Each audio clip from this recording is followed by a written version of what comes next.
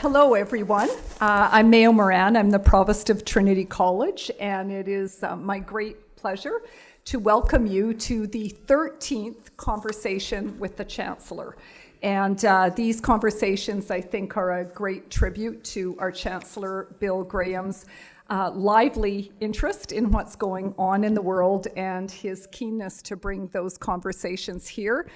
Just for those of you who've seen a couple of the more recent ones, Elizabeth, we had Andrew Coyne last time. Before that, we had the AFN's new chief, Perry Bellegarde, and we've had many interesting speakers. But I think tonight we're all extremely excited because we're delighted to have Elizabeth May here. And I think in particular now, because we sort of feel, and she may feel as well, that her time has come. And she's been, there you go. All right. We can only hope to a certain limit. I'm sure people, I hate it when people say the speaker or the person needs no introduction, then they go on and say things about them. She deserves an introduction, whether or not she needs one. And I'm sure that probably most of us remember Elizabeth May when she came to national attention, first of all in 2006 when she became leader of the Green Party, and then in 2011 when she was the first Green Party candidate elected to the House of Commons. But long before that, she had an illustrious active career. She's also a lawyer, I'm very happy to say. And she's been a lawyer and advocate, worked with the Sierra Club, the Royal Society of Canada.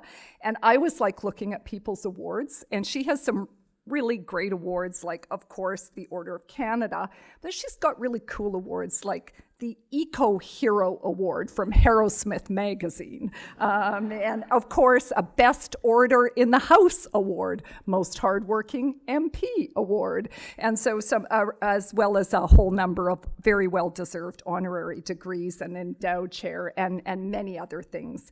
And so, as I said, I think we would always be happy to have someone of the stature of Elizabeth May, who's made such a difference in our national attention to these important issues. We would always be happy to have you here.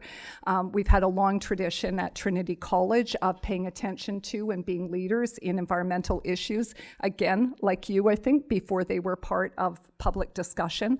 But we're especially delighted to have you here now at a time when these issues have really garnered not only national attention, but we hope some momentum for real change. So it's my great honor to welcome you and to hand the evening over to our wonderful Chancellor Bill Graham. Thank you. Thank you very much, Provost. Thank you.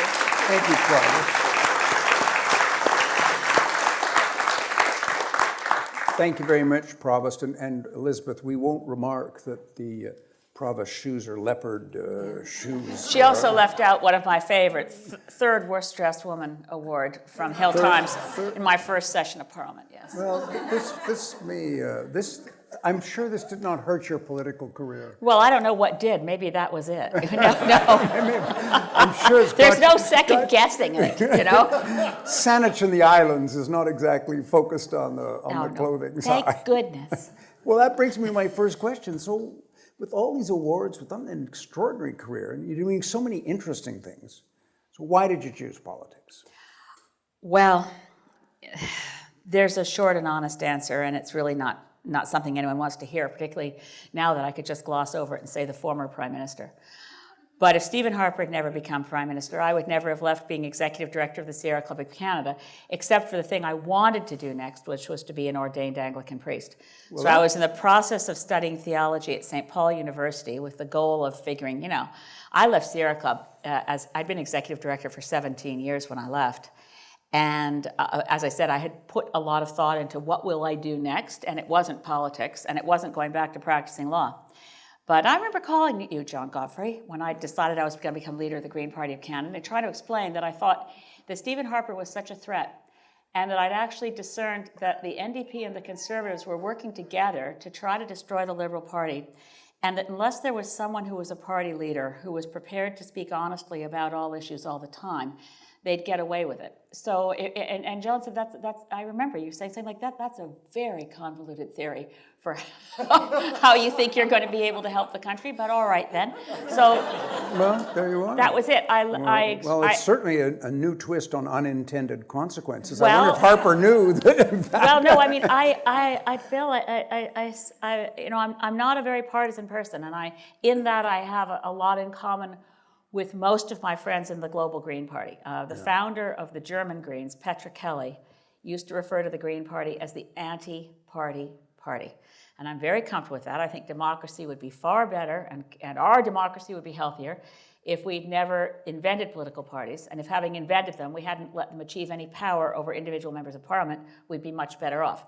That said, it is what it is, and the Greens have been fantastic, and fantastic candidates of great caliber have tried their best in every riding across the country, but never to take a cheap shot, and always to try to raise the issues and explain context in a way that the voting public will, if not choosing Greens, at least try to figure out, how do we rescue ourselves from this dark thing? Yeah, well, that's true. I mean, Chris Tyndall, his parents are here this evening. I mean, he was my Green candidate, opposed me in Toronto Centre, but in our debates, they were always respectful, and we talked policy. We didn't get into an ad hominem. And actually, it is interesting that as you say, when you think of it, the NDP is a little harder edge than that. A teeny bit. Yeah. Yeah. And no, it was catastrophic. I shouldn't dwell on this because it will sound partisan, as if, oh, get over it. It was a long time ago. But Canada was on the verge of really achieving our Kyoto targets. We had the Kelowna Accord. We had a national child care plan. All of this was happening, and for the first time ever, we were hosting the international negotiations on climate. And they were opening November 28th, 2005.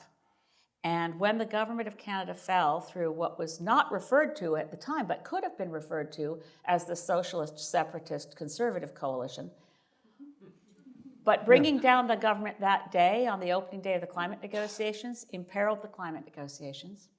And it was a virtual certainty. Well, it certainly was taking a huge risk, rolling the dice at that point. But that election campaign convinced me that I had to leave Sierra Club and go into real politics in order to defend truth against spin. That was basically my goal. That's very interesting, because I've been always of the view that I mean, I always criticized Jack for that when I saw him in the House, because we were fairly close. He ran against me, but I used to say, Jack, you brought down the government, and you destroyed the Kelowna Accord, you destroyed the child care and the climate change all in one by causing that election. And the thing is that the other NDPers have written books about it since. It was a consciously designed strategy that if they could squeeze out the Liberals, we'd move to a two-party system, and that would be desirable. And I think it's entirely not desirable. I'd like to see the real progressive Conservative Party reemerge. I think we need a responsible voice of conservatism, just as we need a strong voice for Green, just as we need, all of those voices matter. And cynically moving us to a two-party system, and it backfired. I mean, that's over now as a threat. I think that's over. But it wasn't unintended consequences. It was quite intentional. And that made it really hard, because I loved Jack too. Yeah. Well, it's very interesting because, well, we'll come to electoral reform a little bit later on, but I want to ask you about that. But what about, you're a single party in the House. I remember when I was there are privileges for parties that have status, 12 seats, et cetera, for committees and things like that. How do you feel about managing the process of being a lone voice for your party in a parliament, which is kind of rigged really for larger groups, if I can put it that way? Well, I've had a wonderful experience as a parliamentarian. And I have to say, one of the first things I decided was, I'm friends with Deb Gray, and she now lives on Vancouver Island. And Deb Gray's experience as the first elected Reform Party MP I remember Deb in the House, yes. But she was unhappy. Yeah. She was deeply unhappy because she was scorned and she was lonely. Right. Now, I already knew a lot of the MPs in the House before getting elected, and I made up my mind to get to know everybody and try to defeat partisanship. So the first thing I did on election, and luckily I was able to convince the Green Party to pay for it, because I found out when I went in to find out about what expenses were legitimate for an MP, they said, well, this is a standard draft budget, and they had this line called hospitality. And I said, oh, good, can I have a welcome party for the newly elected MPs? They said, oh, not with that, you can't, that's only, I said, okay, so the Green Party paid for it, but I got invitations to every newly elected MP, none of the ones who'd been there before. Good idea. There were 110 new ones in 2011. And I invited all of them. The invitation just said, the anti-party party or the non-party party, come and break the ice. And my Green Party staff gave everyone, we planned it ahead of time, a name tag that just had the first name. So we wanted as few clues as possible. Now, if you met someone who looked 12, you knew you were meeting an NDP MP, right? You knew this was not a conservative. But this is the problem when you get older. For those of you who are younger, you'll find this yourself. You'll be embarrassed to find that you ask someone, are you in high school? And they say, I'm getting my PhD. And then you say, oh, I'm so very sorry. So you know what it's like. So I'm a policeman. Yeah. You're under arrest. Exactly. So, but women about my age, and there were a bunch of us about my age, some conservative newly elected, some NDP newly elected. And you could get into a conversation about, have you found a place to live? How's it going? How are you doing? And so anyway, I set out to go the way I intended to go, and I actually made friends with everybody. And I've never been personally rude to anyone, and I have framed every question, even when I'm appalled by things that in the previous Parliament, Conservative members of Parliament would say. I would say something like, it's a shame that the honourable member from thus and such a place has been forced by her talking points to say something that's simply not true. Mm-hmm. So I try to diffuse the language. Yeah, so I've had a lovely time, and now and I've also found, and this is very striking difference between my first 4 years and now this next mandate, and no surprise to anyone here, it's a very different house. Right. And now I find that instead of going into Parliament every single day, steeled against an onslaught of horrors, what's the next omnibus bill? What do we fight? What do we do next? How do we... And in the last session of Parliament, I spoke on the record in Parliament more than any other MP, and on most of the Conservative legislation, my little tiny shop, my little team, we prepared more amendments on most legislation than the Liberals and the NDP combined in fighting what Harper was doing to the country. Now it's different. What do we do to push and prod and thank and, equal measures of good job, sunny ways, yay, and don't mess up, you promised. So it's... Oh, okay. We're sending a message to Washington right now to warn them over dinner. Watch out, there's trouble coming next week in the House. But what that is interesting about the House, and you raised something that always I thought was so fascinating when I was there, is that as politics has become more partisan, it's lost that ability of people to talk to one another. I mean, this is particularly true in American Congress. I mean, our old congressional friends, when we used to see them, always said, well, we were here during the week, we would talk to one another, we'd have dinner, we'd go out for drinks. Now nobody does that. They come on Tuesday, they leave on Thursday, Republicans only talk to Republicans, Democrats. And we were starting to go that way. We were going that way in our very system. much. We were very much, largely because, if I can say, and we have to be very careful because Hugh Segal is here, and Hugh is very sensitive. But it was Hugh a sort of a thing that... in this world. Yes, he was a true saint. Progressive conservative who had nothing to do with the evil despot of the same general color. Right. But, well, we were Sir Hugh Segal. But there was that sense that you lost that collegiality. Do you have a sense there's a bit of collegiality coming back to the House now? We're going to have to work to get it back. And I have to say, I regret right away making light of... I actually got along quite well with Stephen Harper, which very few people did. And I was able to raise things with him and talk to him about things that I disliked intensely what he did, which I think was an abuse of parliamentary tradition and effrontery to democracy and contempt of Parliament on a daily basis. But he did it because that's how he was raised, to think that that was okay, because this system was like a little popsicle stand that you could kick over, because Canadian parliamentary democracy, it was based on restraint, exercise of self-restraint by those in power. And if someone really wants to seize all power, that looks a bit like little Lord Fauntleroy, and that's not hard to knock over. So, but I don't bear Stephen Harper personally any ill will. In terms of what happened to Parliament, yes, it got worse and worse and worse. And it used to be, and some people may know here, it didn't come from before, but from 86 to 88, I was senior policy advisor to the Minister of Environment in the Mulroney administration. Right. And at that time, I didn't... You wanted us to bring this up. He was very anxious to make sure that we made this connection for the audience. But it's that you had a devious past. But Mulroney, I was never a member of any political party till I joined the Green Party, but Brian Mulroney did a remarkable number of very strong initiatives and had a great record of achievement on the environment. But what I was going to say was, in those days, I'd go to Parliament, we'd have legislation, we'd take it to committee, and parliamentary committees in those days were essentially nonpartisan. Kind of roll up your sleeves, and everybody would look at legislation. We would like to say, well, how can we make this better? And I remember one of the central pieces of legislation I worked on was the Canadian Environmental Protection Act. And when we took it to first reading, it didn't contain anything called the priority substances list. And I think it was an NDP member of Parliament, but it might have been a Liberal. I know that it was Kai Milliard's idea from Friends of the Earth, who fed it to one of the members sitting at the table. The idea that this would take too long, so we ought to take 23,000 toxic chemicals and call them priority substances and work on them first. Well, there was no counter reaction from my boss. Minister of Environment said, Tom McMillan, that's a good idea. The department said, yeah, we think it could work.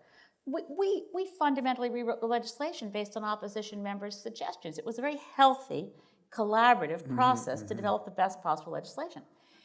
And what happened in the last session of Parliament, now I don't know if you know how bad it got, not only were votes whipped every single time in committee on every single amendment, but questions directed to witnesses were scripted from PMO and given to Conservative members of Parliament, and many of them were abusive, personally abusive towards witnesses if their general line of testimony did not conform to Conservative Party policy.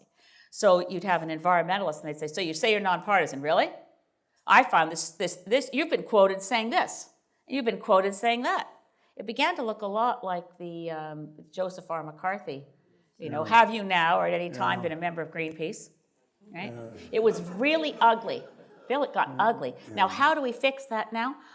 There's almost no institutional memory from the time when things worked well. Loss of institutional memory after 10 years is our biggest problem. It's a problem in the bureaucracy. It's a problem in Parliament. And Trudeau's taken some steps. For instance, in the previous Parliament, parliamentary secretaries sat as members of committee to run roughshod over government members. Right. Now it's very clear that parliamentary secretaries are not to be members of committee and not vote. That's good, but they're still attending. Maybe that's not a bad thing, I don't know. So there's a bit more cooperation, but not much.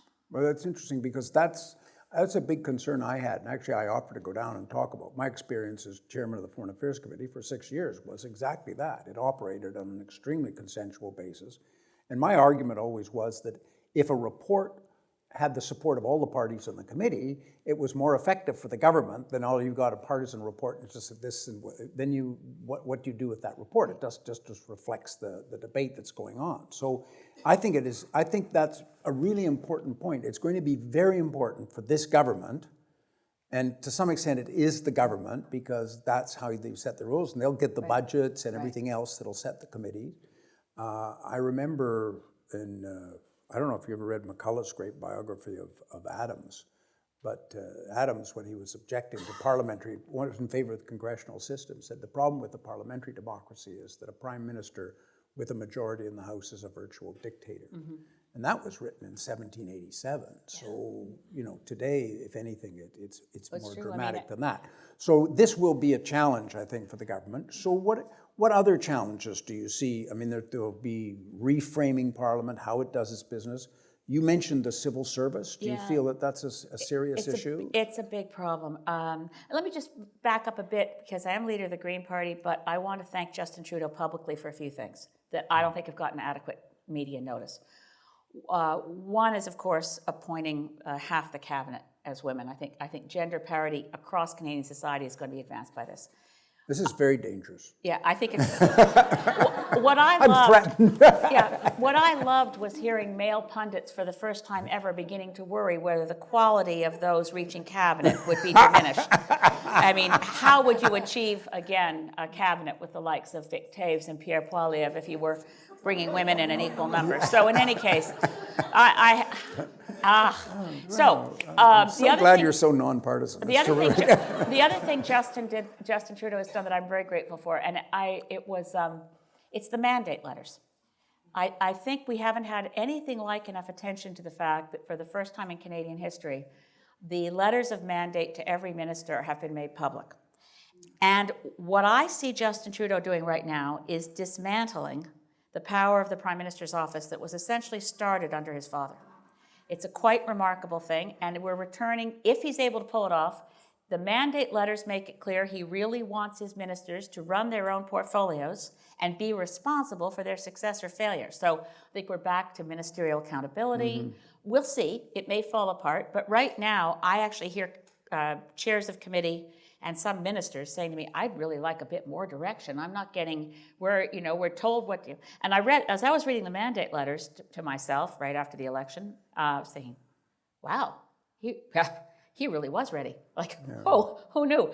These are fantastic letters. Yeah. Now, where about the civil service, what's worrying me? If I can go back though, I mean, Mr. Chrétien was pretty good that way. He was pretty good on discipline, but he expected his ministers to do their jobs. Okay. And he told you that. And he said, if I don't see you, I remember him saying to me one time, he said, he said to Trudeau, he said, Mr. Trudeau, you haven't seen it. He said, well, you're doing your job and I don't expect to see you. And he said, I have the same attitude. Now, behind the scenes, he was pretty... Yeah. Well, I mean, Jeffrey Simpson's book about Chrétien was The Friendly Dictatorship. Yeah, right. But it was at least friendly. It was, exactly.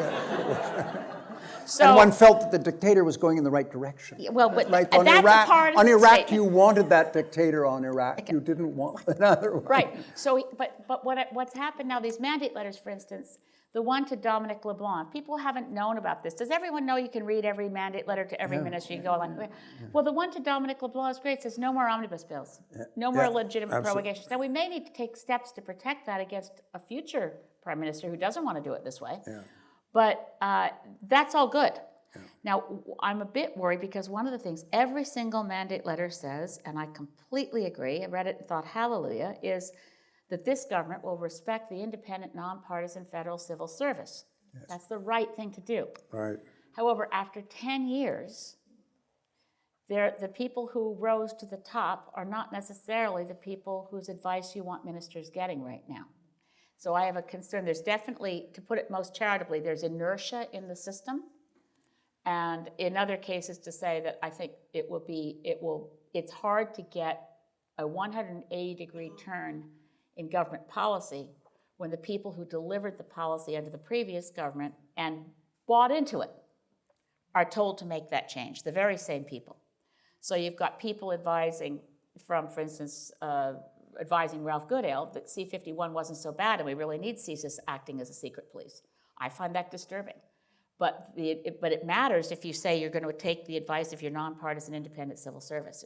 So not to put too much on it, but I think that's a big challenge right now for the new government. No, I think that's a huge problem because, I mean, our tradition in this country has been a civil service. We don't now. At the top, you've always had to change the clerk, and there have been various things that a prime minister has to be comfortable with things. But I agree with you that in this case, because the previous government was as partisan as it was, people were not allowed to get to superior positions on the basis of merit. They got there on the basis of partisan positions taken, and we know that from talking to people in the various departments. So there's a lot of people were demoralized. I know in my own former department, several deputy ministers of great integrity resigned precisely because of this factor. So what does that say about the ones who served with zeal? I know, so this is the problem. So what do we do? Are we going to go back to then how do we preserve the integrity of the system if we then say, well, okay, we're going to chop off all the heads and roll it? Well, you can't do that. See, this is the dilemma. I completely support what the Prime Minister is trying to do.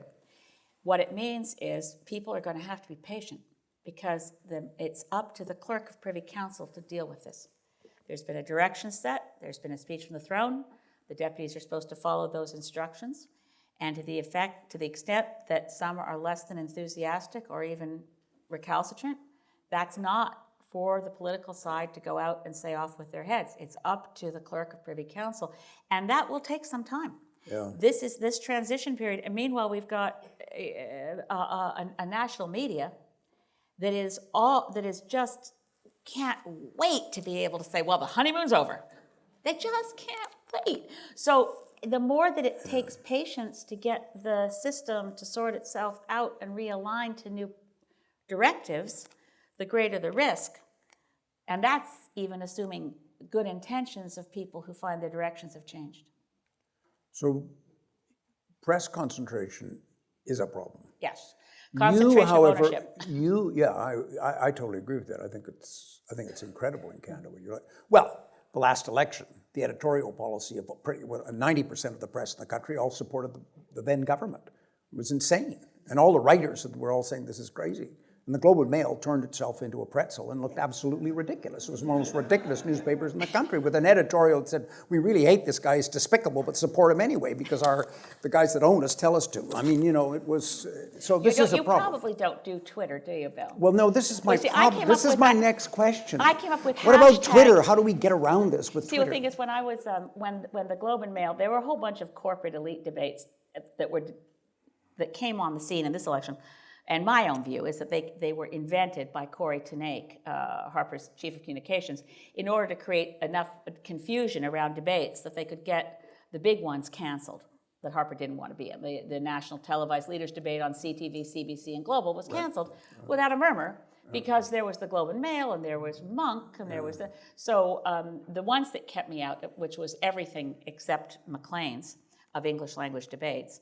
And I, of course, was invited to participate in the National Televised Leaders Debate organized by the consortium because we'd cleared all the rules finally. We were finally an elected MP and run everywhere. You had a candidate in every riding. Consortium invited me in.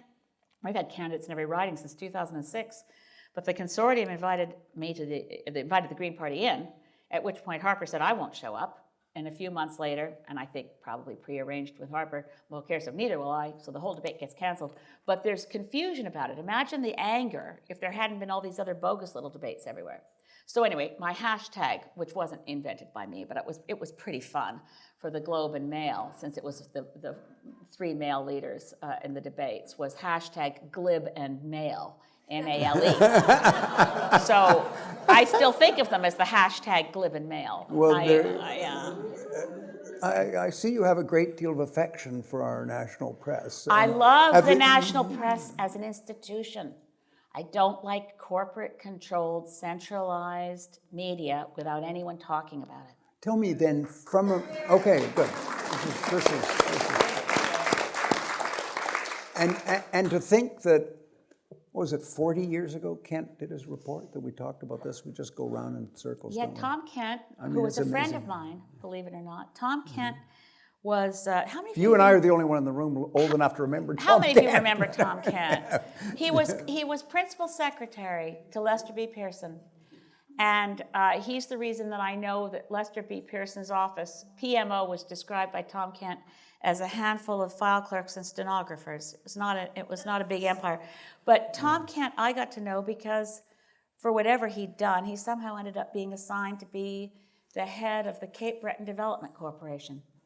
And once, our first season in business, running a restaurant on the Cabot Trail, Tom, and I think his wife was Mary, came in looking for a meal, and it was the week before we opened. So I made them I had chowder on, I was trying out recipes. I made them chowder and sandwiches, and it was the beginning of a beautiful friendship. But Tom Kent's report on media concentration described the extent of media concentration, I think, was it 1976? Yeah. He described the extent of media concentration in Canada as quote-unquote monstrous. That was in 76. That's before Conrad Black started buying up everything. I don't know how we're going to fix this, because now we're seeing really great papers like the London Free Press struggling and the Guelph Mercury closing And the Peterborough Examiner, oh God, Robertson Davies was, these are great institutions of our culture and our politics. And what we should have done when the Can West Empire went into bankruptcy was say, right, you've got 42 papers, dailies of importance. And as trustees in bankruptcy, we're going to say, who wants to buy a great paper?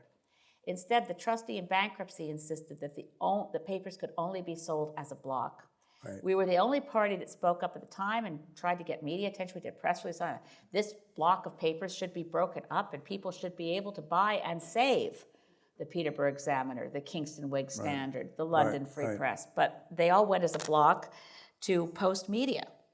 Which is owned basically by a fund in New York, as I understand it. So the whole thing has been totally... And CBC, when CBC gets its funding back, and that better be a when and not an if, because it was a promise, the Liberal platform, somehow we're going to have to get CBC enough money that it's no longer prepared to self-censor to avoid cuts. If there was a dumber strategy in the history of journalism than to self-censor in hopes that Harper would start liking the CBC?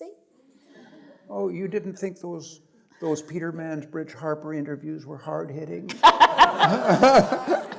We used to call I'm it with you there. Pastor Mansbridge in the pulpit. I mean, it was ridiculous. You know what? Whatever. I love the CBC, but whoa, boy, it needs to be funded to the extent that it never, ever, ever quakes in fear of ideological cuts. But on the media, as an environmentalist, is this a big concern, particularly from the environmental perspective of the country, that the level of both the quality of the reporting and what is getting reported is not sufficient for the population to understand the type of problems we're facing?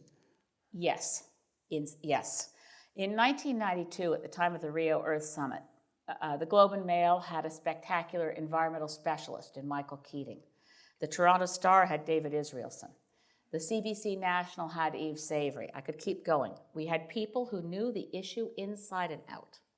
Now you've got people who are supposedly covering environment. Now, Margot McDermott's an exception, but for the most part, people writing about the environment, people covering climate, don't understand it well enough to know the difference between saying our goal is to avoid 2 degrees Celsius above global average temperature beyond what it was before the Industrial Revolution, and people who say 2%. There is such, and what I find now in terms of coverage, I noticed it particularly last week when we You're talking about the Industrial Revolution, not the Ice Age. The Industrial Revolution. Yeah.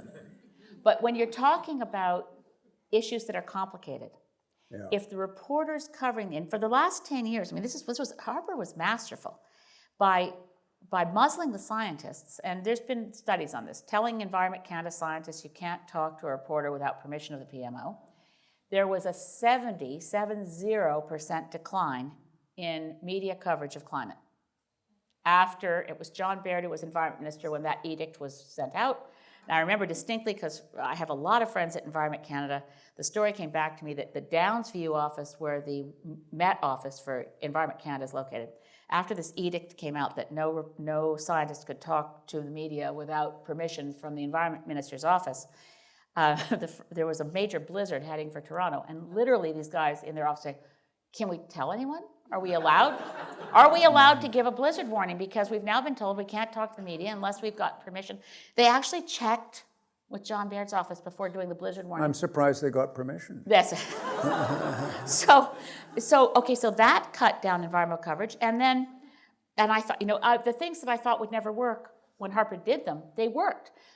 When he said after Copenhagen was the last climate negotiation where opposition members of parliament were allowed to attend. And there'd been a few before then where opposition members of parliament were allowed to attend.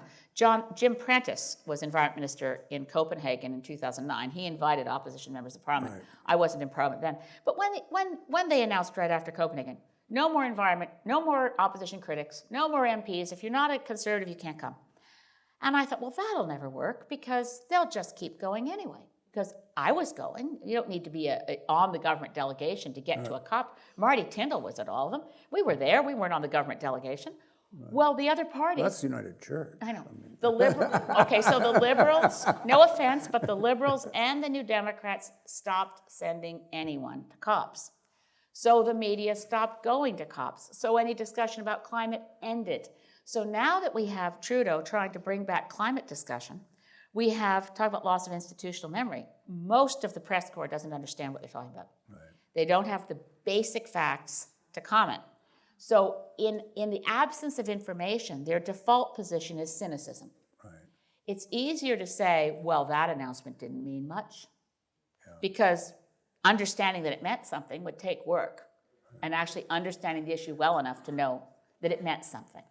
I'm sounding very bitter. Well, Sorry. no. I think you're touching on something that's fundamentally very important for us as a democracy, and I think it's also, you're touching on the fact that print media itself is struggling for existence. Yeah. So there's some economic and financial reasons around the reason why you don't have reporters that know anything. Yeah. I mean, the Toronto Star used to have a bureau of chiefs, remember, all over the world. They don't have any of them anymore. I mean, the whole thing, you can see the whole model of the print media kind of collapsing. So from your perspective, and because you've been very active in this world, will social media with which you're familiar be able to fill this hole? Can YouTube, can the use of social media inform us about these issues in the same way that an informed print media did, or somehow get around it? It can't. And I'll tell you why. In the old days, and they are old days, when Knowlton Nash read the news, it was a shared experience of virtually every Canadian at the same time to get that information from CBC. And if you opened the Globe and Mail, or you opened the Chronicle Herald, or you opened the Victoria Times Colonist, basically everybody in your community was receiving that information too. So you'd have a letter, if you had a lively debate in the letters to the editor section, it informed in a way that was collective. Social media is inherently individualistic. So yeah, you can get your information, and if you are wanting to get a balanced, rounded view of the world, you can read many newspapers every single day online, and you can choose to go to The Guardian, and you can choose to read the New York Times, and you can choose to read a couple of Canadian papers, and you can read Le Devoir, so that you get, you can do that. But if you think your information sources can be found in those that reinforce your own prejudices, you can find that too. So the social media term is echo chambers.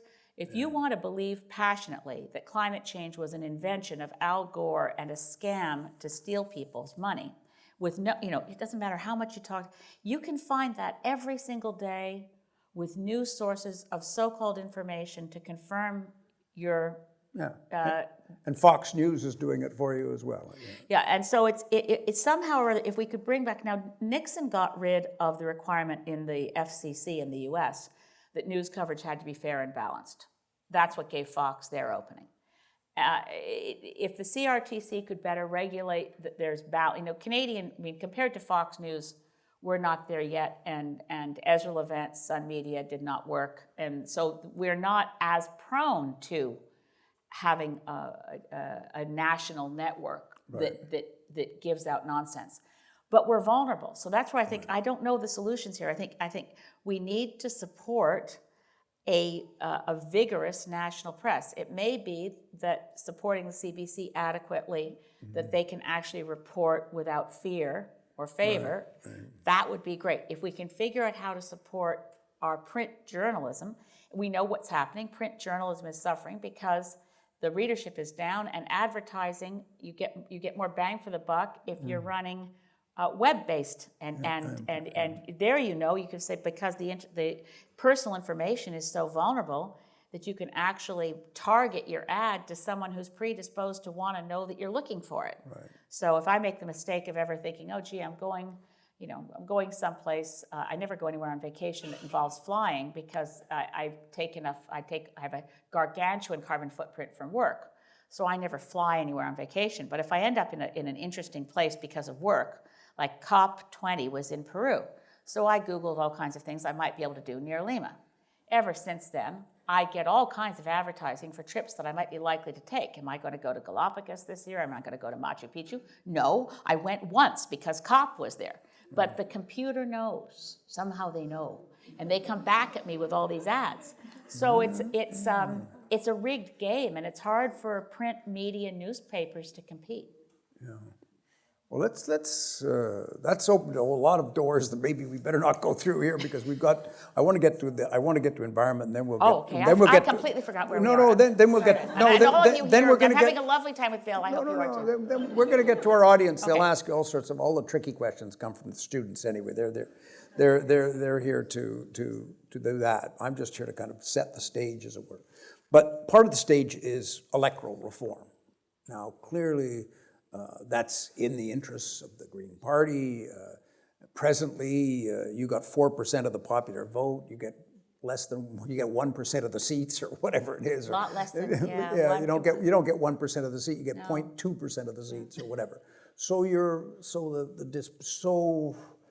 What's your model for the appropriate? Yeah. I'll tell you what my model is. My model is the French model. I like the French model. First, if you don't win 50% the first time, have a runoff. Yeah. And then every member of parliament that goes to the House can say, I represent more than 50% of the constituents of my riding. Now, not everybody's going to buy for that, because that wouldn't solve perhaps your problem. Although, I don't know, you might have come second in many ridings and have been able to win on a second run. I don't know. But well, here's the number one is I have to say, and it may not be credible because I am leader of the Green Party, and obviously the Green Party is massively disadvantaged. I mean, right. there are only 3 modern democracies that still use the first past the post system: the U.S. and Canada and the U.K. And there's a reason that Carolyn Lucas is the only member of the Green Party in the Parliament in the U.K. And that it's the electoral system. But my main complaint about first past the post is not how it disadvantages the Green Party.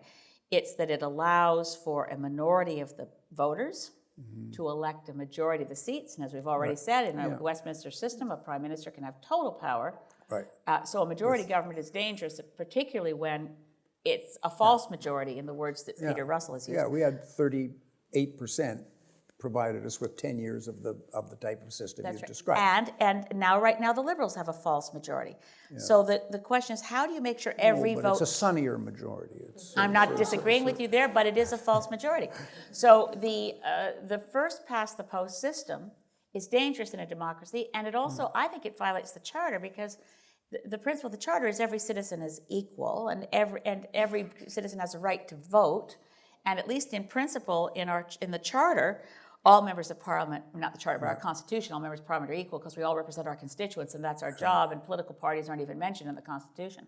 So if you're going to have a fair voting system, the premise should be at least that every vote counts. So you don't buy the efficiency argument of the first past the post system, that it gives you majority governments. Well, dictatorships are very efficient. It doesn't, not much of a defense for democracy. So I think the best system is a form of proportional representation.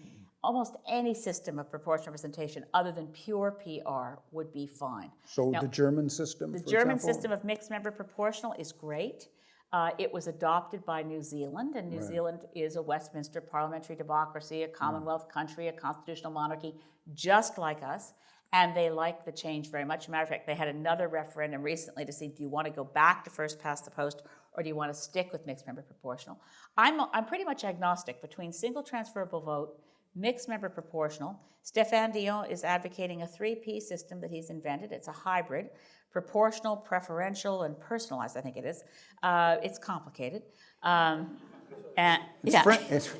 It's French, yeah. But I think we're likely to have, if we can have a PR system, and it's very important that everyone in this room who thinks this is important engages on this and contacts the Minister for Democratic Institutions, Mariam Monsef, to say, how do I get engaged? I want to help. I want real PR. I know that ranked ballots and preferential votes are just another form of majoritarian voting, just like first past the post. But how do we get real PR? that's the one that the Liberal Party is presently proposing. Is that correct? The party itself, to my knowledge, hasn't proposed anything.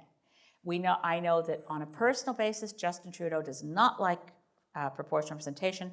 He prefers ranked ballots. I know equally strongly Stéphane Dion wants proportional representation, not ranked ballots. And when there was in the last parliament, not far from before we went into an election, so Justin was already leader, and there was an NDP motion to support mixed member proportional. So it was very narrow. It wasn't proportional representation writ large. It was mixed member proportional. The Liberals had a free vote, and the caucus, as it then was split pretty much down the middle.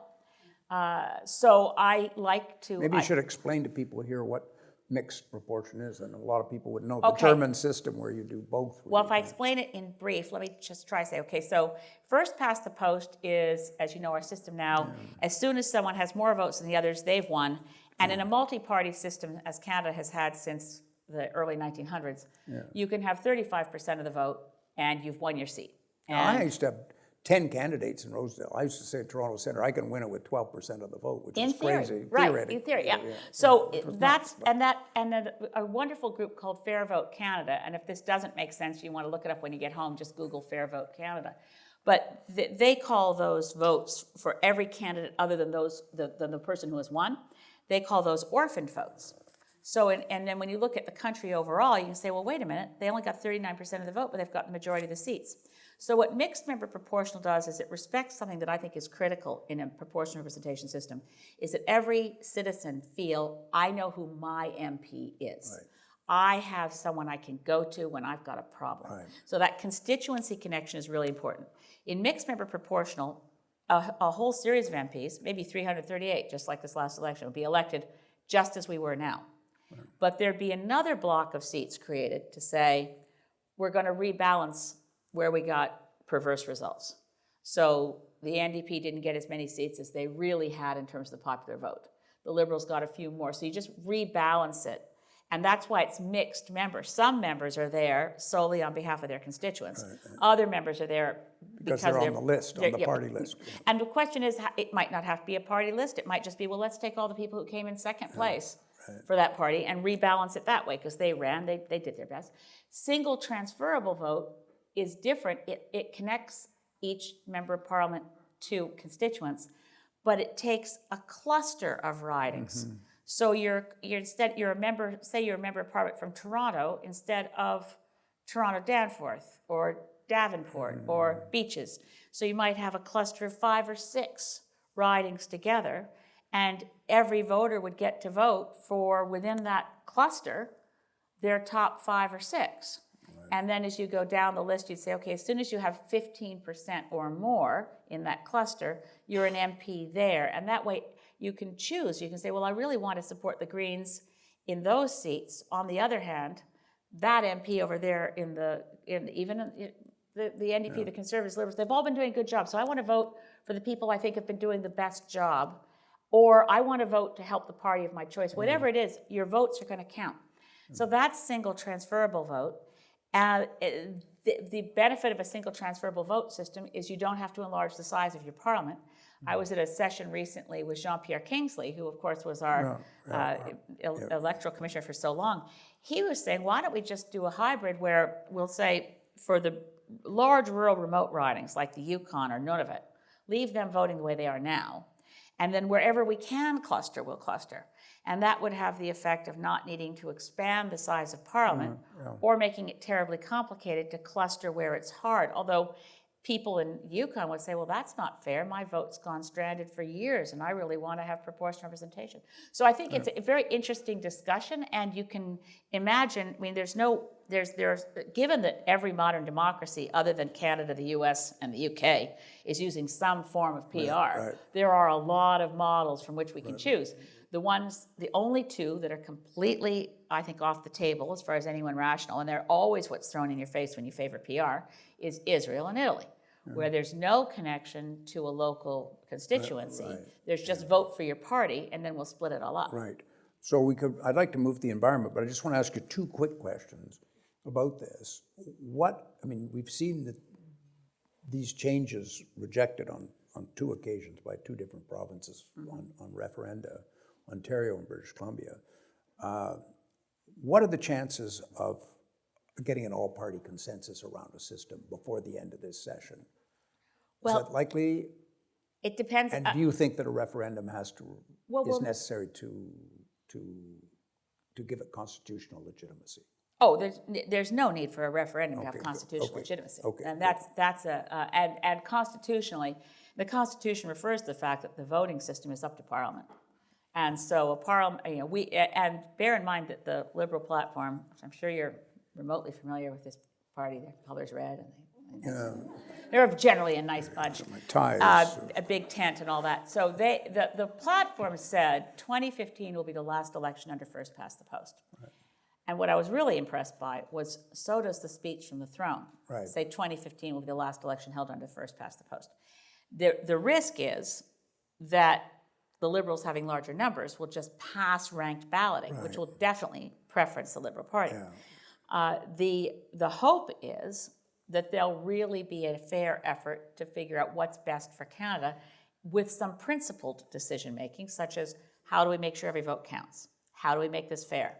How do we ensure that we never again have a false majority that can start tearing apart the fabric of the country? If you look at it that way, the proportional representation has a fair chance. The reason I'm not a fan of referenda in this instance is, having lived through them, if you outspending the other side, and that did happen in BC big time, the status quo has a huge built-in advantage because it's far easier to understand the system you're using than to begin to explain first past the post. Right. I mean, to begin to explain PR, mixed member proportional, STV. Plus, people vote for all sorts of different reasons that may have nothing to do with the ballot question, which is another And also, issue. how do you organize a referendum before the next federal election? We'd have to change the Referendum Act because it's really archaic and badly done. And there's no spending limits. The spending rules on referendum are the same as they were before 2006. There's a lot that would need to be fixed before you could reliably use a referendum, and you'd have to spend a lot of money because you'd have to convene a national election before the next national election to abide by making sure 2015 was our last election under first past the post. And one last point on this, because and I know we should shift gears, but if you take the Liberal vote that was against first past the post, you combine it with the NDP vote, and the NDP platform was yes against first past the post, but specifically moved to mixed member proportional, and you add in the Green Party vote, you end up with 65% of Canadians voted for a candidate in their own riding who favored getting rid of first past the post, and the common denominator there is mixed member proportional, because Greens aren't against it, and the Liberal platform didn't say it was against it. But if you try to use the 65%, the only way you can go is for mixed member proportional. Well, on that, I thought that climate change was complicated, but you've managed to make electoral reform. But electoral reform is complicated. Thank you very much for that, because I think that's something. I hope I haven't complicated electoral reform. No. I think this is something it's at the core of our democracy, and people really have to, as you say, we have to come to grips with it and make sure that our representatives, because they've committed themselves to doing it before the next election, that they do it in a timely way, but do it in a way that's fair. But let's move on to Canada's National Climate Plan. So a couple of issues. Well, first, let me ask you this. I mean, you were in Paris at COP2. So without getting too much into the weeds, I mean, what are the strengths and weaknesses of the new international regime as opposed to the previous one, which clearly was what was George Will's thing? He said free trade ranks somewhere between Christianity and jogging as something much talked about but little practiced. And so that was sort of the same with climate, with reducing carbon imprint. It was much talked about but little practiced. So how's the new system going to work? I mean, well, there isn't a new system. So let me start with where we are. The World Committee, and this was when Canada was in the lead, right? Canada hosted the first international climate scientific conference in June '88 here in Toronto. And in 1992, Canada was the first industrialized country to sign and ratify the Framework Convention on Climate Change.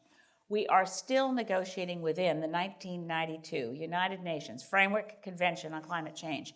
And all these COPs, people throw around the COP this and COP that. COP stands for Conference of the Parties, and it's essentially the climate parliament convened under the Framework Convention on Climate Change. It's the party being a country that signed and ratified the treaty.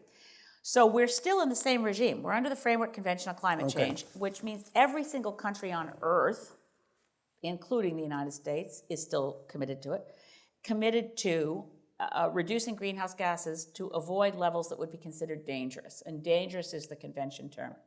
And various efforts to ensure that we avoided the danger line. The first effort was the third COP, which happened in Kyoto, So COP3 became the Kyoto Protocol. That was not a badly constructed treaty at all. It was actually modeled on the framework, on the convention, the protocol in Montreal that protected the ozone layer.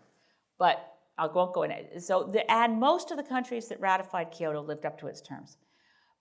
But the disaster of Copenhagen, you can't talk about Paris without saying Copenhagen in 2009, COP15, was an unmitigated disaster that was so bad because it was contaminated by bad faith bargaining and really just appalling process that violated the essence of multilateralism and a UN system where Was that a consequence of the financial collapse in 2008? No, it was basically? a consequence of the Danish government going right wing between when it took on the job of being COP15's host and when COP15 happened.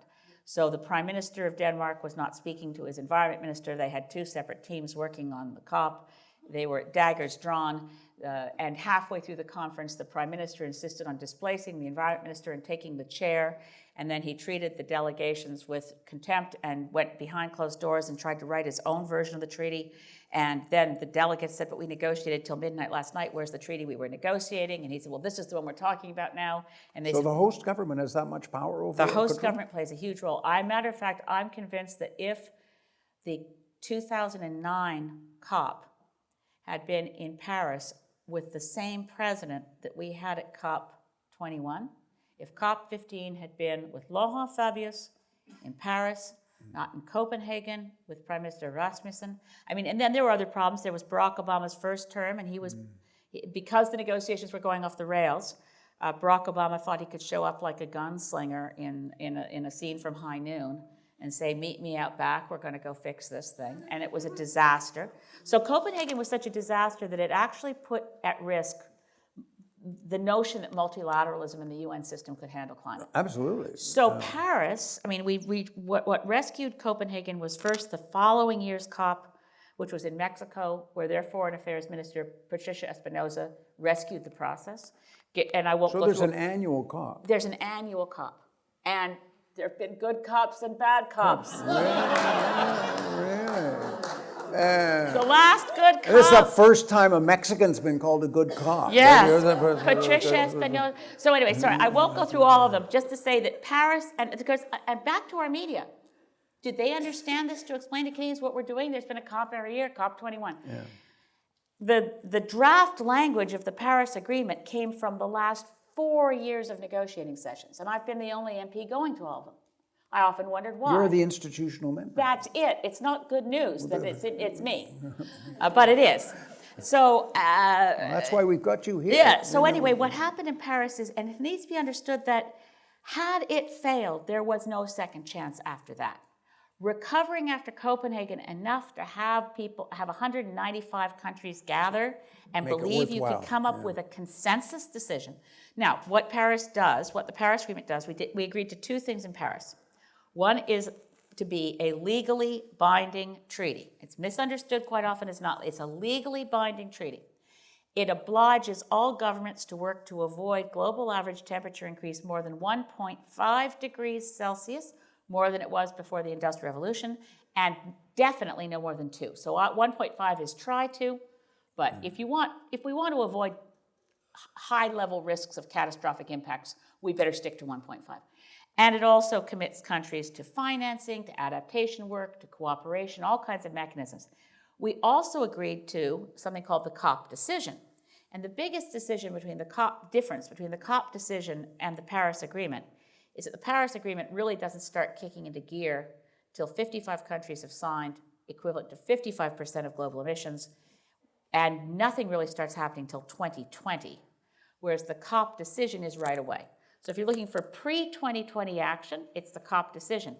Because if we're going to avoid 1.5 degrees global average temperature increase before as it was in contrast to Industrial Revolution, this is a hard concept to even explain, which is why people end up saying, completely inane things like, are we going to hit the 2%? But to avoid 2 degrees, we need massive reductions in greenhouse gases. To avoid 1.5, we're on an economy-wide, all hands on deck, economic, societal effort, such as we have not seen the like since the Second World War. It will revolutionize our economy. It will revolutionize our economy for the better. It will cause a lot more people to be employed. All of that said, if we are going to avoid 1.5, we can't wait till 2020 to get started. That window will have closed, which is why it's a very good thing that there's a COP decision that has deadlines and targets that start sooner. So what are the targets? The targets are currently woefully inadequate, not embedded in the treaty, but housed in the UN. And the targets of every country can be replaced by any country, anytime, but only to ratchet up. And the way in which this treaty has any hope of being legally binding, it is legally binding in theory, and in principle of international law. How enforceable? The enforcement is global peer pressure through periodic, every 5-year, something called global stock taking. So the first global stock taking is actually before the treaty comes into effect, is 2018. Meanwhile, Canada is still under the target left behind by the previous government. We have not improved that target yet. It's the weakest in the G7. And we should be replacing our target as soon as possible with a new one, because that will also encourage other countries to replace their inadequate targets with tougher ones, which is why it really matters that Paris didn't go off the rails but delivered something, that the First Ministers' Conference didn't go off the rails but delivered something, and that the Obama-Trudeau summit actually delivered some things. None of the totality of all those events is good enough to come remotely near the goals of avoiding 1.5 global average temperature increase. Well, those were two of my two follow-up questions I had. Are you encouraged by the results of the Vancouver Dominion Federal Provincial Conference? Because is it possible to envisage a regime which will be part one, part fish, fowl? You'll have one. I mean, we all agree it would be best if we had a single carbon tax across the country, but that seems to be politically unfeasible. Is it feasible to have a patchwork solution? It is if we, well, all right, so again, like the Paris Agreement, had it failed, I mean, I always say to people, it's not glass half full, glass half empty. It's glass smashed on the floor, or you've got a glass. And that's where we're at with the Vancouver event, the Paris events. This is the first time I've been working on climate, as you can imagine now, since 1986. This is the first time that we've ever had a First Ministers meeting on climate, and we've had 2 since the election. They're gearing in a good way, but it also means that those provinces that have been coasting from doing something that looked good compared to the federal government pulling in the wrong direction, now are really going to be put to the test because nobody's doing enough. Hell, Nova Scotia wants to open a coal mine, right? And use the coal in a local power plant. And the Premier of Nova Scotia says, well, it will be local coal, and that will be environmentally friendly. I think I'm just waiting for him to advertise free range, organic, local coal for our coal mine, Well, So, I hope it's a Cape Breton mine, I imagine. oh, yes, it is. Well, Run by a U.S. billionaire who's anti-labor, so that'll be interesting. But it's they're not, closing his mine down in Virginia, so it's going to come and open. It's not approved yet, but it's dangerously close to being approved. Every province, BC, I'm from BC, Christy Clark, stopped the progress on Gordon Campbell's carbon tax, which was very well designed, admired around the world. But as you tax carbon, as your emissions go down, the price per ton has to go up. Right. And she put a freeze on the price 30. going up. So, and she's betting our future in BC on LNG, which is fracked natural gas, having about the same carbon footprint as coal. So we got a long way to go at every level of jurisdiction. I'm encouraged by Vancouver because one thing happened behind closed doors that matters. Justin Trudeau held his ground and said, if you don't agree to something cooperative, I'll impose the federal tax. Okay. So he's shown a carrot willingness. and stick. He's shown a willingness to hold his ground. If within 6 months we're still talking about another meeting to talk about a meeting, and he doesn't actually say, okay, I'm sorry, federal leadership, time's up, we got to do this. But what you could imagine is a patchwork where the federal tax is used as sort of backfilling and gap filling, because we've got Ontario and Quebec with a cap and trade system. We've got BC with, right now BC's tax is $30 a ton. So if we can figure out a way to say, okay, the national is $50 a ton, And wherever a province isn't at that, we can use the fee and dividend approach, tax the polluters, and redistribute all that money to the taxpayers of the province from which the federal government has taken it. I think that would sweeten the pill quite a lot of a federally imposed tax if the federal government didn't keep any of the revenue. Right now for That Albertans, seems to be, at least in great. BC, that what's acceptable about the tax is that the money all goes back. It's not a tax Exactly. in a normal sense. It's revenue neutral, as they call it. it's deciding you'd rather tax pollution than income. Right. So do you think that this is how are they going to dovetail this with the meeting tonight, their dinner down in the non-polluting dinner they're going to be having at the White House? I mean, will we get a North American system within which all the states and the provinces and the federal governments? Obviously, the U.S. election has a lot to do with this, right? But I'm here's sorry something you brought that up. I didn't Oh, mention. by the way, I had something from Mr. Trump here. He wanted to show me. He wanted me to steaks. I wanted to. Well, I wanted to. The Paris Agreement. Something I forgot to mention about it, which is totally cool. And since this is a university kind of crowd, I'll tell you. The key State Department guy who's been running every COP has a rhythm and a schedule and entities and personalities, and it's kind of like its own little world where you can have a star system. Someone who's a senior negotiator in the climate negotiations is a big star in the world of the 50,000 people who negotiate climate all the time, but no one else knows who they are. But anyway, the civil servant diplomat negotiators on climate are, with the exception of Canada, often lifers. They've been in there forever. They've been renegotiated. They negotiated Kyoto. They're back to negotiate. Like the trade negotiators. Yes, really, they're a lot like that. So in the case of the U.S., the guy who was the co-chair of the working group that developed the draft text that went to Paris is a State Department guy named Dan Reifschneider. Lovely, jovial fellow. And I discovered when I was at COP21 in Paris that he's completed his PhD, and that I think it's at William & Mary University, but the title of his PhD and its description is suppressed on the website. It says, Dan Reifschneider, PhD delivered, approved, and his thesis and the title of his thesis is confidential at the request of the author until summer 2016. So Dan Reifschneider's thesis. Oh, are we being recorded? Yes, that's it's right. such fun. Okay, but it's so cool. His thesis is the Minamata approach, how the U.S. can ratify a climate agreement without going to the Senate. Oh, that would, all these constitutional lawyers in here, their ears are picking up. And it's very sensible. The U.S. has already signed and ratified the UN Framework Convention on Climate Change. And in the case of... They'll do it by executive order. The Minamata approach is that the U.S. agreed to a Minamata regime to deal with mercury, didn't go to the Senate. And as long as we were careful in negotiating the Paris Agreement so that nothing was in the language that would trip any of the triggers that would require taking it. So at 2 in the morning, near the very end, John Kerry was sort of in a meltdown and saying, look, I can't, I can't, this language has to change. You know what I've been through. I've been to Kyoto, I've tried everything. This is what we're doing. You all understand what we're doing. I can't have this language or it all falls apart. Okay.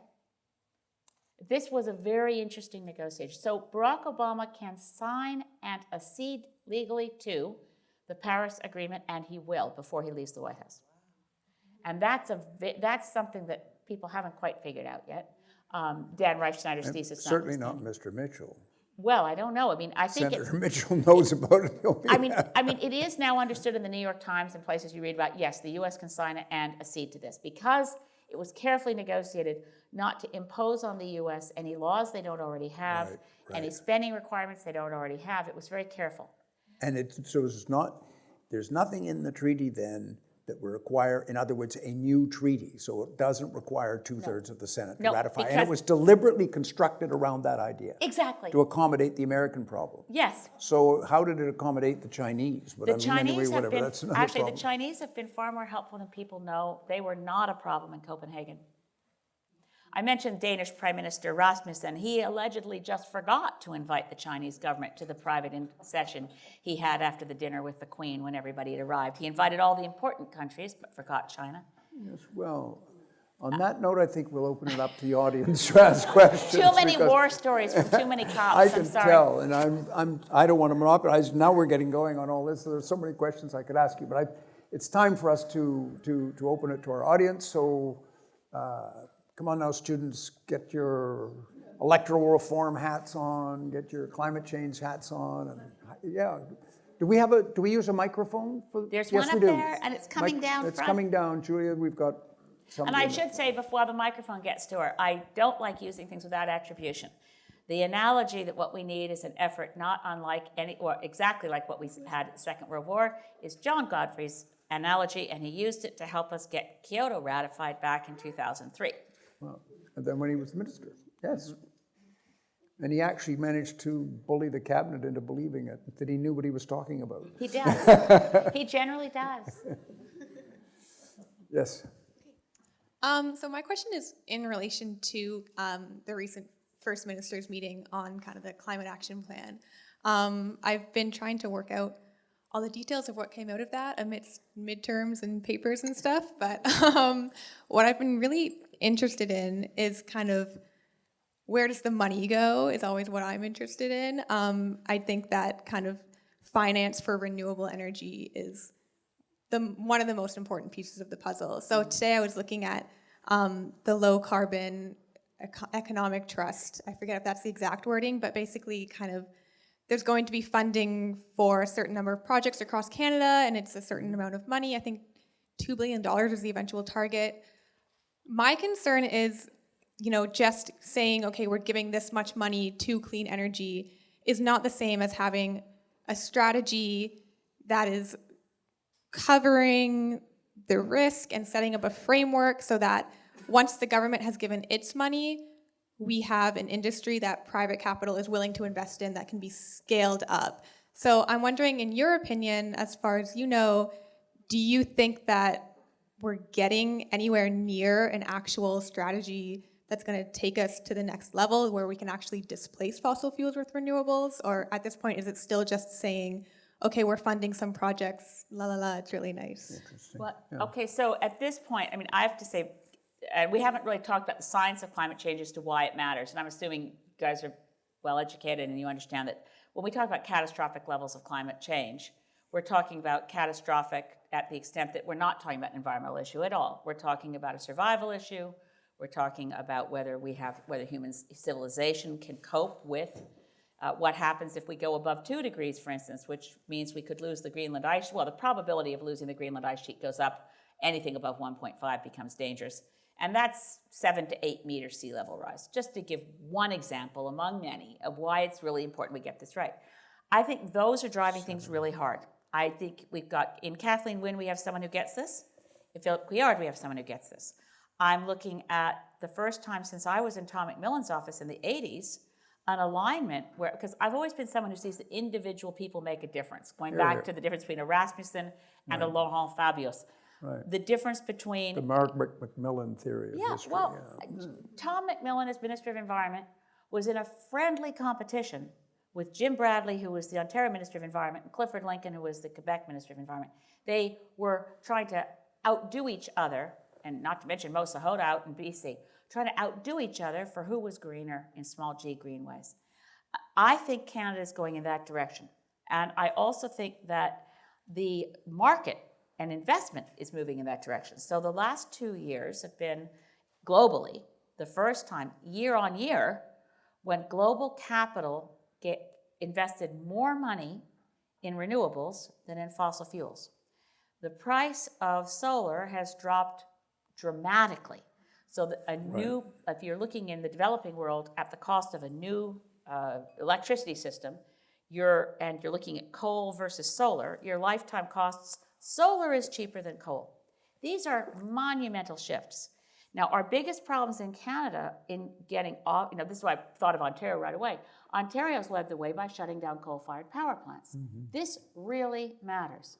Rachel Notley, by the way, the coal-fired power plants in Alberta produce just as much carbon as the oil sands. Now, Premier Notley has committed to shut down coal-fired power plants by 2030. She should really go much faster than that. So where are the barriers to shutting down coal-fired power across Canada? They're mostly about the east-west electricity grid. And if we could shut down all the fossil energy of Atlantic Canada right now tomorrow, if we could get Hydro-Quebec power past Moncton. Why can't we get Hydro-Quebec power past Moncton? Well, I'm informed by some folks that it's because if Quebec was selling its hydro to Atlantic Canada, that would count against its equalization payments, whereas selling Hydro-Quebec to the US doesn't count against equalization payments. In other words, as a federation, there's some structural problems we should be figuring out. So is this work plan going to work? I think so, but it's not what it is now. It's like looking at a bunch of kids who are seeing if they can color the inside of an apple, or maybe they're free drawing, and you're saying, can they finish their PhD?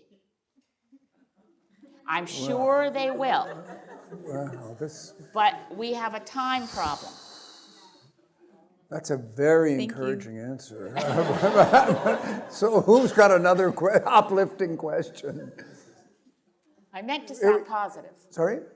Yes, we got There's a hand Yeah, there, sure, and we saw a hand up over There's a here. hand over there for the young lady there. Yeah, good. Is somebody else? Yeah, we are, good. Yeah. I'm sorry if I'm missing people. I saw a hand on the aisle there too. There's a gentleman over here for when we go next. Okay. Hi, my name's Maddie, and I'm just wondering what you think about the environmental jurisdiction in the Constitution, because as you know, there's no specific jurisdiction. It's rather shared between the governments, which could be a blessing or curse, depending how you look at it. But I'm wondering what your thoughts are on, in the 21st century context, whether you think it will be necessary to open up the Constitution and add environmental protections, or things such as the right to a healthy environment, such as the Blue Dot movement is advocating for across the country right now. Good question, Maddie. I think you're right.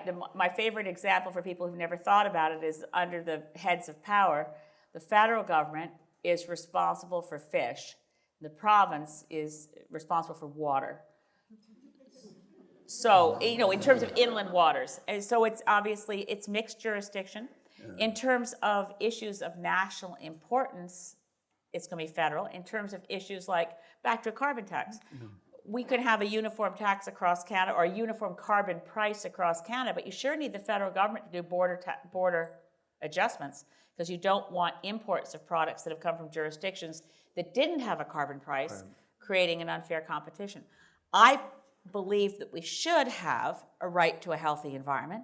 I support the Blue Dot principle, and David Boyd, if anyone's looking for really good academic analysis of this, David Boyd has a very good book out on environmental rights and how they've been used in other countries around the world, even in not just having the right that's anthropocentric to say every citizen has the right to breathe clean air, have good drinking water, have a healthy environment, but to say the rivers have rights, the forest has rights, and there are countries that do that, and those rights have been exercised on behalf of a river that's polluted by the citizens along that river in different examples.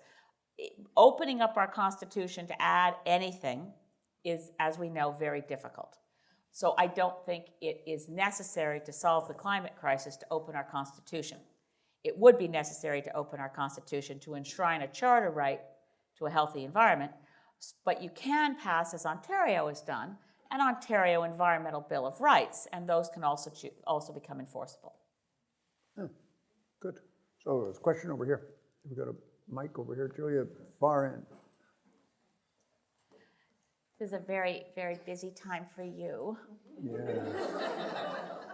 Julia, she likes the exercise. It's This is a much simpler question, but it relates to the last election. A number of us were approached by a group called Green PAC, which was set up to encourage voters to either campaign for or support financially candidates that were environmentally more friendly and more knowledgeable.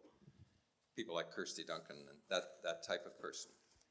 And I thought it sounded like a very good idea. It was being done on a non-partisan basis, so they even included conservative and liberal members as well as, or candidates as well as Green Party candidates. Oh, yeah. I just wondered what your view was of that, or whether you thought it was a good approach, or whether it helped the environmental movement. it was certainly a well-intentioned approach. It's very difficult in Canada because of the party system and knowing that they gave me an endorsement. They endorsed 2 Conservative candidates, both of whom won. They endorsed a very good NDP candidate who became a first-time elected member. I think it helped him. Richard Cannings, he's a very impressive bird biologist and now represents South Okanagan, West Kootenay. And I was rooting for him too. So it helps. It's tricky because it was such a small number of people. I think they endorsed over all of Canada, maybe 15 candidates. Mike, I should have introduced by now, Mike Schreiner, leader of the Green Party of Ontario, right here down front, if you want to give it.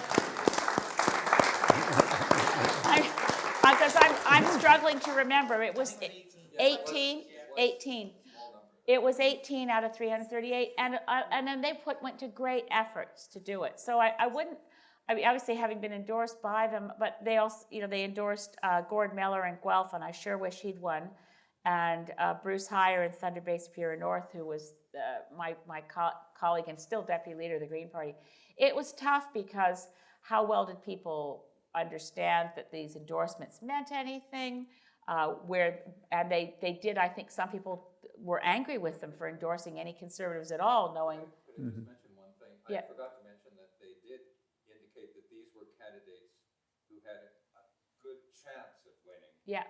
But they needed some extra support, so that's what they did. Yeah, and I'm not Someone sure. like you would- And I'm not sure in my case if I got any support because of the Green PAC endorsement. I don't know. You wouldn't need it. Well, no, yeah, who knows? I mean, that in a strategic voting election, and I had a very strong, I had opponents from particularly a harsh campaign from the Conservative and a harsh campaign from the NDP candidate against me. The Liberal was very collaborative, and, friendly, nice guy, but he didn't want me to win, but that's okay. He told me that even the Orcas were voting for you in the Saanich. What do you mean, even the Orcas? They're my base. It's a tough one. I don't know how many of you had heard of Green PAC before. Yeah. Okay, so it did make for a first time out effort, it had an impact. Good. There's a lady here. That quickly. The Monk School, I'm a Peace, Conflict, and Justice Studies student, and they do a really nice job of arranging internships. So I was actually an intern with Green PAC this fall. So if you want to talk to me afterwards at the reception, I would be happy to tell you more about it. But yes, this was like very new initiative. It was like Aaron Friedman's idea less than a year beforehand, and there were like 2 staff members plus me, a couple hours a week unpaid intern, doing a lot of groundwork in the endorsements. And we definitely learned a lot during the first election that we were endorsing people. So from what you're saying is that this is something that'll be around. In the next election, it'll be more organized and there'll be more candidates. And since then, they've dabbled in the Manitoba election, which is coming up. They've endorsed candidates for that. The Newfoundland and Labrador election. So they're trying to do provincial, and maybe we'll do municipal as well. But it's a starting initiative. So if you're interested or want to hear more, I'm not really affiliated with them anymore. But Wow, this is Fascinating. see, we have a lot of subversives in this college. It's a very good thing. This is excellent. But Stephen Toop was here earlier. I don't know, but at the Monk School. So this is great.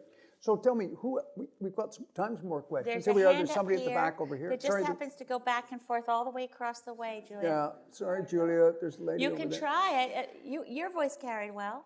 I'm just wondering if you would comment on how we can build an effective national water strategy. It seems very, very overdue, and when I hear about how separate, there's not even a coordinated department, and when we look at the issues around our Great Lakes and about the drying watersheds, Now, do I need to repeat that? I think your voice carried fine. Did everyone hear? Okay, great. Well, we have, believe it or not, we have the last federal water strategy I worked on when I was in Macmillan's office in the 80s. So the last federal water strategy we have is from 1987, and it was never implemented. But it was quite good, I say. So implementing, we put it in the Green Party Vision Green, we put our policies up online all the time. We have a very comprehensive water policy, but starts with implement the 1987 federal water policy. Now, something very good did happen in the last Parliament, and it was a private member's bill from Larry Miller, who's the Member of Parliament for Bruce Grey Owen Sound, a Conservative, and we have now banned bulk water exports from transboundary basins. Not everybody knows that. Now, but for a comprehensive national water strategy, yes, we could get one. The federal government needs to take the lead. And, you know, the funding to places like the Burlington Center for Inland Waters has been so badly cut back. You need science to inform your water policy. Great Lakes funding has been so cut back. In one year's budget, I think it was after I was elected, so I think it was the 2012 budget. The federal government was spending more to put barbed wire fences along the banks of the Great Lakes, lest terrorist forces try to enter Canada across the Great Lakes, than they were spending on science or confronting toxic chemicals in the Great Lakes. So we have the federal water policy and water crisis run roughly alongside the climate crisis. So we need to do much, much more to be prepared for extreme drought. We need to do much, much more to manage the changed precipitation patterns of deluge events. Our infrastructure isn't built for it. So I believe our water policy has got to have all the elements of adaptation to climate change, as well as protecting and restoring ecological health in waters.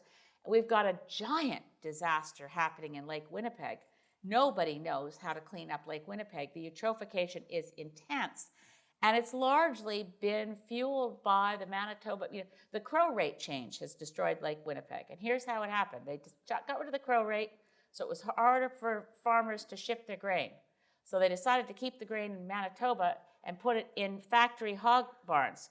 The factory hog barns converted the grain locally into exports of pork, but they also converted, for the first time ever, the farming of hogs into a massive liquid manure problem, because the hog barns keep the animals on slatted metal floors their whole lives and never see the outdoors.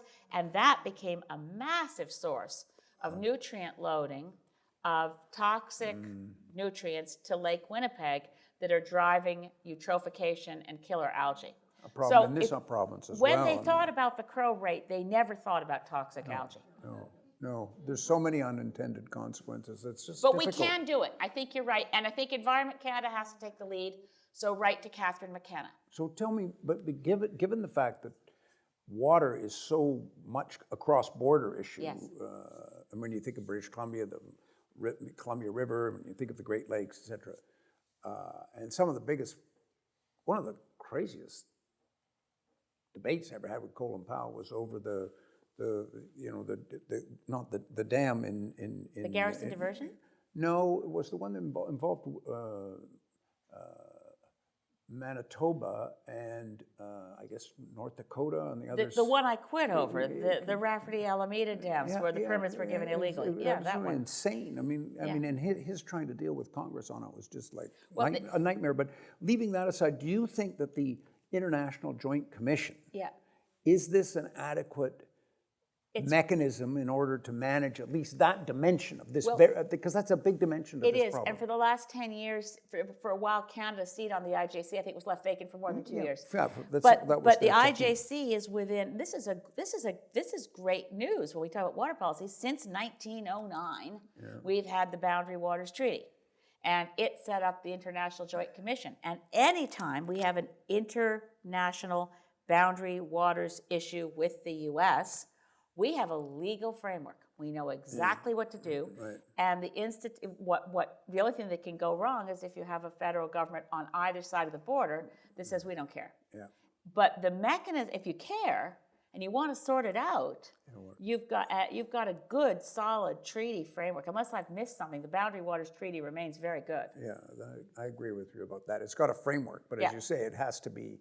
Like anything, it has to be manned and it has to be approved. And I think it has to be staffed. Yeah, and I think well, it has to be staffed, but also I'm teasing you about the but but in terms of the man. Oh well, this was an Anglican church problem. It's used. I grew up in the wrong. So did I mean, I. if I'd been at the United Church to see with the moderator for women, we would have learned about these things. So there we are. There's a gentleman back there. Yes. There's a man back there. Yeah. Not a gentle one, No, obviously. no. Yeah, thank you very much for joining us. I have a question that's less to do with the current politics. You've been on the outside for quite a while. You're an independent-minded parliamentarian in a very tightly protected oligopoly that privileges these parties very, gives them a lot of favor. You've been an environmentalist for many years, an environmental activist, and I don't have to tell you in which direction the environmental outcomes have been going since you've started this work. You've pointed out that there are definitely some signs that we could interpret as being optimistic, but we know that the glass has dropped out of our hand, to use your metaphor, and it's falling quite rapidly towards the floor. Yeah. How do you keep going? I mean, I'm younger than you, and You're a lot younger than I am. the outcomes, the outcomes for people of an opinion which I share with you are negative. If I could put it bluntly, the good guys seem to be losing and have done on the economic front and social justice front and environmental front for many years. How do we keep going? Where do we go from here? Well, okay. Yeah. And also, I'm sorry if I've now taken up a 2-hour response. No, I'll be very. I'll try to be brief. It's one is just luck of the draw. I'm genetically programmed to be an optimist. There's no benefit. There's no virtue in how I am. I don't know what it is. I'm an optimistic person. Secondly, I don't know if I could do this work if I was an atheist. My daughter's an atheist, and she says, "That's okay, Mommy. I know you need to believe in God." And she looks at me as if I'm a sad case. But in any case, I don't know how I would proceed without faith, because I actually, whether we succeed or not in saving sacred creation, I rather think our immortal souls matter, so the fight's worth it. That's another way of looking at things. And lastly, I actually do believe we're going to avoid the worst. I think humanity is a lot like what Churchill used to say about the Americans. They'll eventually do the right thing after they've exhausted all other possibilities. We narrowly avoid, the Montreal Protocol in 1987 stopped us from losing the ozone layer, which protects all life on Earth. The fact that we were thinning the ozone layer that protects all life on Earth and thought it was worth it for underarm deodorant application is really astonishing. The fact that we came damn close to all-out nuclear war several times in my lifetime, probably, but the Cuban Missile Crisis was damn dangerous, and if it wasn't for Gorbachev being willing to pick up a phone and actually call Ronald Reagan and say, "Do you want to get rid of nuclear weapons? Because I do." Right? So there's moments, right? And I think we're at a moment. I think we're at the moment when we are going to stop being addicted to fossil fuels. I never thought I would hear, I did not think I would hear Justin Trudeau say out loud in Vancouver last week, "We all know we have to get beyond fossil fuels," quote unquote. I thought, that's good. I don't think that made it to any of the reporters, but I was very happy to hear him say it. I think we're at the point, and the market forces and the new technologies won't do it without political will. But that gathering in Paris was not people who thought we have to do this to appease a bunch of greenies back home who won't vote for us if we don't. That gathering in Paris was world leaders who understood that if their kids were going to have any kind of life, they couldn't mess this up anymore. We're out of time for procrastination. It's done. We're moving, and we better do it sharply. Now, that said, the trade negotiators have deprived the environmental negotiators from the one legally binding tool that works for enforcement of global action, which is the ability to use trade sanctions as an enforcement mechanism, which were in the Montreal Protocol on the ozone layer, but weren't allowed into the Kyoto Protocol.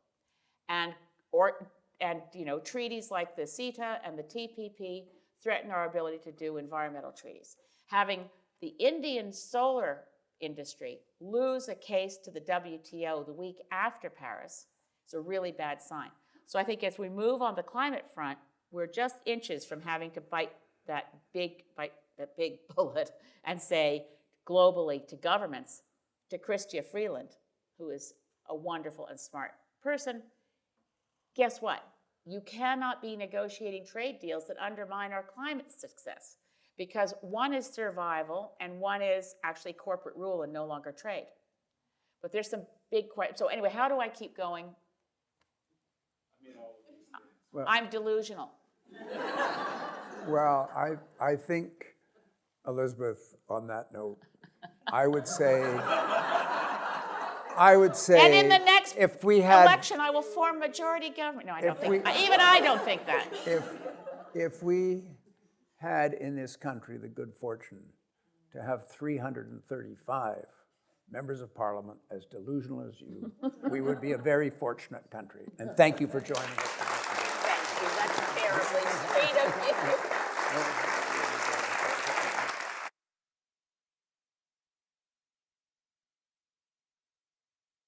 Thanks, love.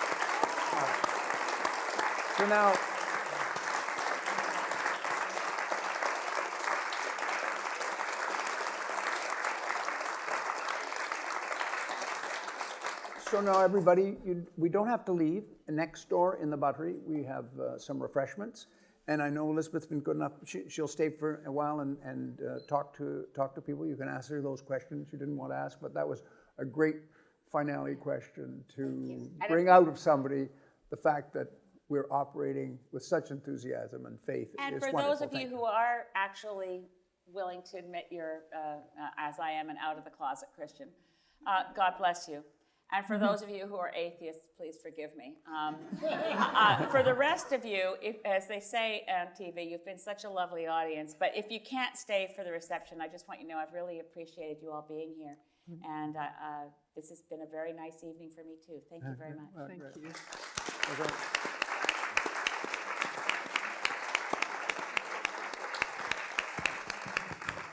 Sorry, province. I would just like to reiterate our gratitude. It really was fantastic to have you, and also to a great audience with wonderful, thoughtful questions.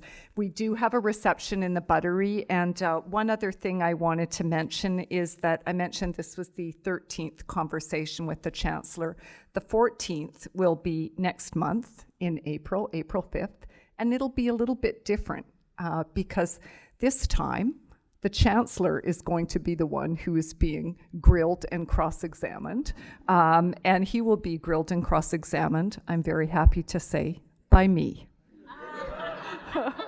As you may know, we are about to have a release of the book that the Chancellor's just finished writing, hot off the press, The Call of the World, his political memoir, and I'm going to have the great privilege of talking to him about that. And I just wanted people to know that that will be our next one. And Elizabeth May is a very, very hard act to follow, but I'm looking forward to it. Thank you. Yeah.